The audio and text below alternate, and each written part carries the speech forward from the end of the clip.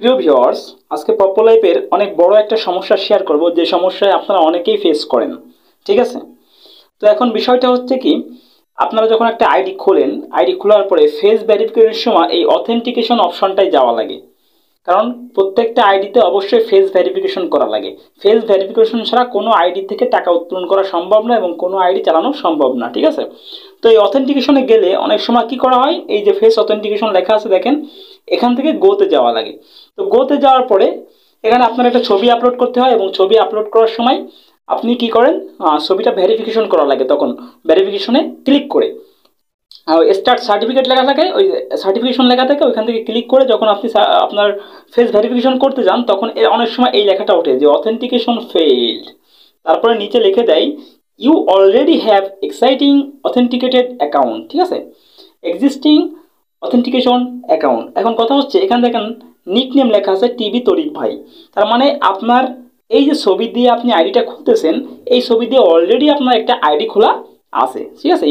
You already have existing authenticated account.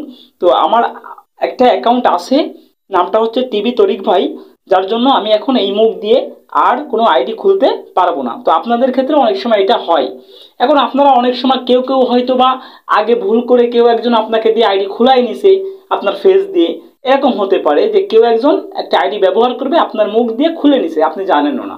দুই, এটা হতে পারে যে আপনি অনেক আগে একবার খুলছিলেন, এই অ্যাপটা ইনস্টল দিয়েছিলেন, খুলছিলেন, কিন্তু পরে ভুলে গেছেন, আবার মনে পড়ছে আপনি আরেকটা খুলতে গেছেন, খুলতে গেলে এটা বলতেছে।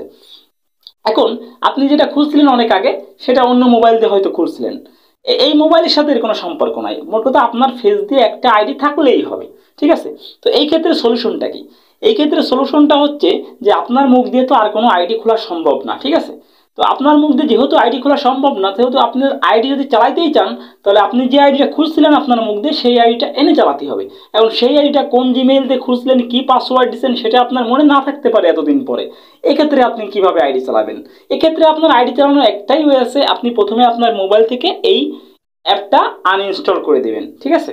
আর এই যে আইডিটা আমি খুলতে গেছিলাম, যে ইমেলটা ইউজ করেছি, এই ইমেলটা ছাড়া নতুন একটা ইমেল দিয়ে আপনি এই মোবাইলে একটা আইডি খুলবেন। খোলার পরে আপনি অন্য কারো ফেস দিয়ে আইডিটা ভেরিফিকেশন করবেন। ঠিক আছে? অন্য কারো ফেস দিয়ে, যেহেতু আপনার ফেস দিয়ে আর কোনো আইডি নেবে না, সেহেতু আপনি অন্য কারো ফেস দিয়ে আইডিটা ভেরিফিকেশন করবেন, তাইলে আপনি নতুন আইডি চালাইতে পারবেন। এখন কথা হচ্ছে, অন্য কারো ফেস দিয়ে আইডি ভেরিফিকেশন করে আপনি চালাবেন, এতে কোনো সমস্যা হবে কিনা?